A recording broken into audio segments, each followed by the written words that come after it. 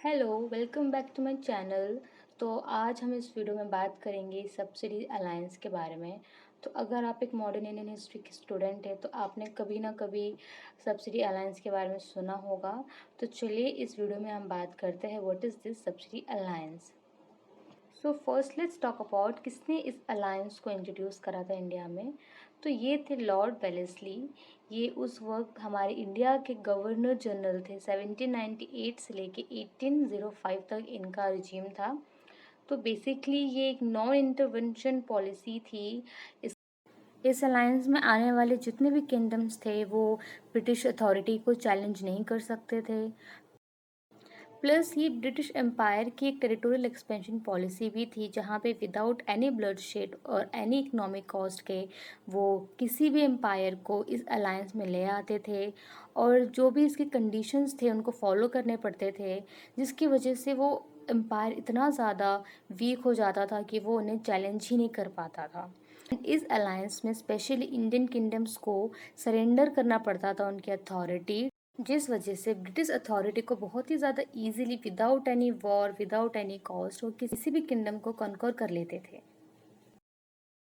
So let's talk about certain conditions कि वो क्या रीजंस थे जिसकी वजह से हमारी इंडियन अथॉरिटी इतनी ज़्यादा वीक हो जाती थी कि वो सामने वाले ब्रिटिश अथॉरिटी को चैलेंज ही नहीं कर सकती थी। तो सबसे पहला कंडीशन है कि ये एक अलायंस थी इंडियन रूलर के साथ। तो ब्रिटिश अथॉरिटी ये दावा करती थी कि हम आपके अलायंस हैं और कल को आपको कोई भी किंगडम कहीं से भी आपको अटैक करेगा तो हम आपके साथ आपके लिए वॉर लड़ेंगे। तो दूसरा है कि इंडियन रूलर को अपनी आर्मी को गिव अप करना होगा और ब्रिटिश अथॉरिटी की आर्मी को अपने किंगडम में हमेशा के लिए स्टेशन करना पड़ेगा, क्योंकि अब वो एक अलाय है। तो ब्रिटिश अथॉरिटी की जो फोर्सेस है, जो ब्रिटिश फोर्सेस है, वो ही 24 घंटे उस किंगडम की निगरानी में रहेंगी।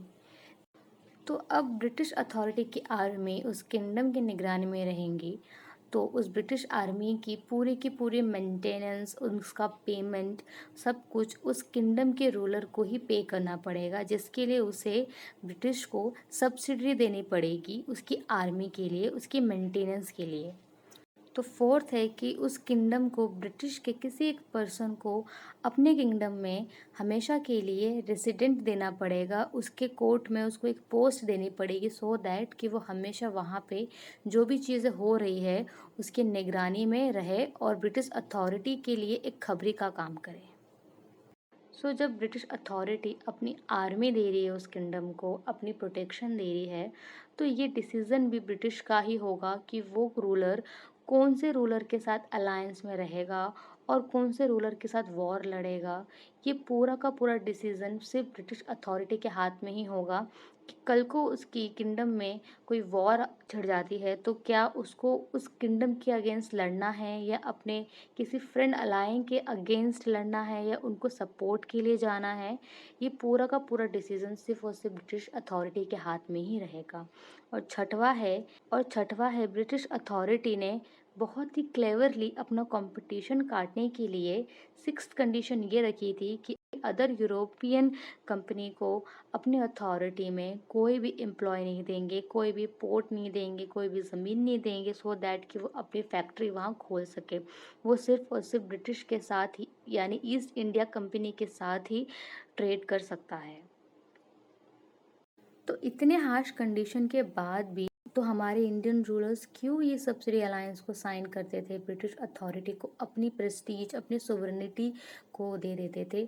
उनको बदले में ऐसा क्या मिलता था? तो बेसिकली ब्रिटिश अथॉरिटी हमारे इंडियन रूलर्स को ये अश्योरेंस देते थे कि कल को उनको कोई भी एक्सटर्नल थ्रेट होगा, उनको कोई भी चैलेंज करेगा वॉर के लिए, तो ब्रिटिश अथॉरिटी उनको सेफगार्ड करेगी, उनको बैकअप देगी और हमेशा उनकी सिक्योरिटी के लिए तैनात रहेगी।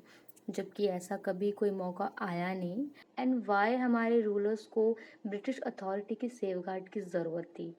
सो बेसिकली उस वक्त ब्रिटिश फोर्सेस बहुत ही ज़्यादा स्ट्रॉन्ग थी in comparatively to Indian soldiers, because उनके पास मॉडर्न टेक्नोलॉजीज़ थी, मॉडर्न स्ट्रैटजीज़ थी और सब कोई जानता था कि ब्रिटिश अथॉरिटी कोई भी वॉर लड़ती है तो वो हारती नहीं है।